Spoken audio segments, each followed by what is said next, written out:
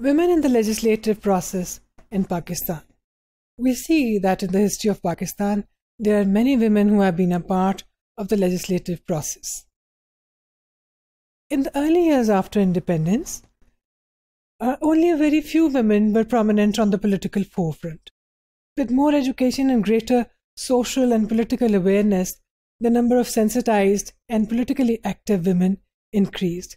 तो हम देखते हैं कि पाकिस्तान बनने के बाद जब तालीम का हसूल ख़वातीन के लिए ज़्यादा आसान हो गया और ज़्यादा से ज़्यादा ख़ानदान इस बात पर आमादा हो गए कि उनकी बेटियां तालीम हासिल करें, तो हम देखते हैं कि ऐसी ख़वातीन की तादाद में इजाफ़ा होता गया जो ज़्यादा बाशऊर थीं, बाइल्म थीं और सियासी जो सूझबूझ रखने वाली थी और उसमें दिलचस्पी रखती थी.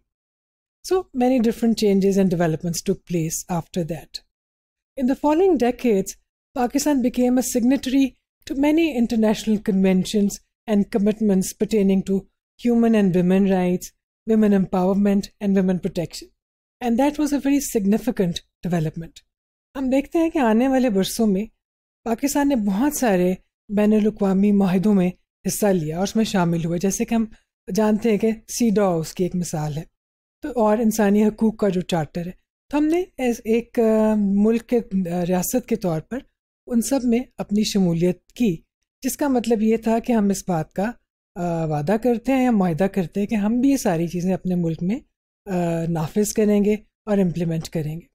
और ये एक ऐसी चीज़ थी जिसकी वजह से इस चीज़ की ज़रूरत महसूस हुई कि ख़वातीन को हम मुख्तलिफ़ इदारों में, मुख्तलिफ़ शोबों में ज़्यादा से ज़्यादा शामिल करें और हमारे कानून साज इदारे भी उन्हीं इदारों का एक हिस्सा थे. So the representation of women in all government bodies and parliament was also improved. The first assembly, elected on the adult franchise and population basis, was formed after the general elections held in 1970. It consisted of 313 members, 169 from East Pakistan, which is now Bangladesh, and 144 from West Pakistan, which is Pakistan today. 13 seats were reserved for women. Of these 13 seats, 7 were for the eastern part of the country and 6 were reserved for the western part of the country. According to the 1973 Constitution of Pakistan, parliamentary system was adopted. That is, there would be two houses, the National Assembly and the Senate. Initially, the National Assembly had 200 general seats. 10 seats were reserved for women members.